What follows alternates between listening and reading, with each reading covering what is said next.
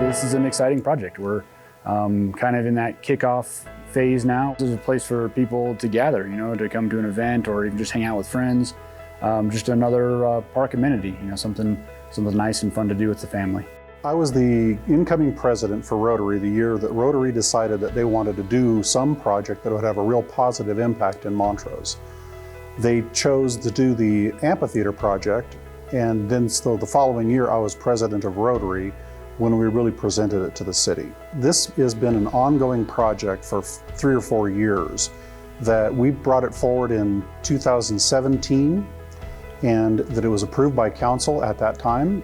The city started budgeting money for it, that we put money away every year in order to make sure that when we built it, we would build it right the first time, a project that's going to be a long-term 50-year project that's going to be an asset for Montrose.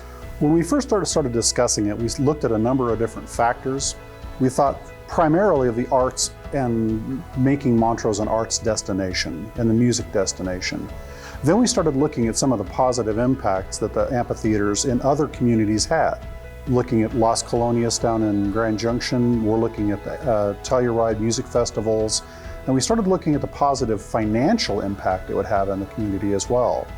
And so we started looking at all those factors and thought, if we get a great venue in Montrose, we can actually start bringing in some of the larger name bands, larger name festivals, and we're going to have people eating in our restaurants, staying in our hotels, filling up at our gas stations, and basically contributing to our local economy, as well as contributing to the great fun, funky vibe that Montrose is starting to develop as an arts community.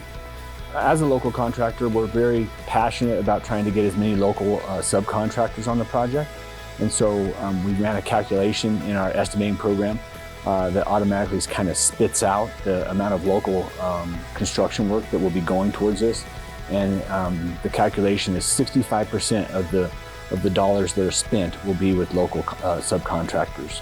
And so that's exciting for us, is to be able to be the quote-unquote policeman of making sure those tax dollars stay as local as possible. There's a few specialty trades that we have to reach out to further reaches of Grand Junction and surrounding area.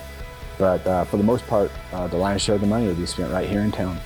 Every aspect of this project has been thought through long and hard, where it sits, how it sits, sun angles, how the public's going to enter the facility, and how the space is going to really feel when you arrive. The elevation of the stage, the grading of the amphitheater itself, sight lines of the audience members so everyone can see the stage clearly and actually see over the top of a sound booth or anybody up front of the stage. So all that has been considered and thought through and rehashed, and we've arrived at we feel a very nice facility.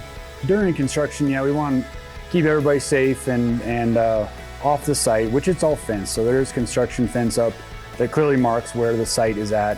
And so we just ask people to stay out of that, obviously, and stay off the site until it's completed. It's really exciting as the contractor, as a local contractor, being chosen for this project,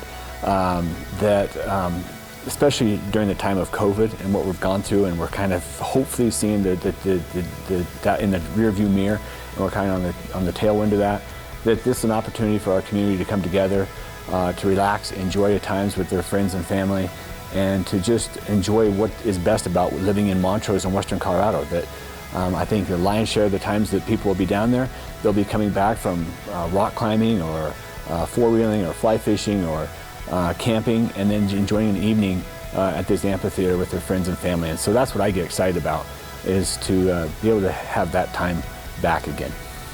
The other thing that's important is that the partnership with Rotary gave $187,000 toward it, but Rotary gets nothing back other than the knowledge that we really built something that's going to benefit our community.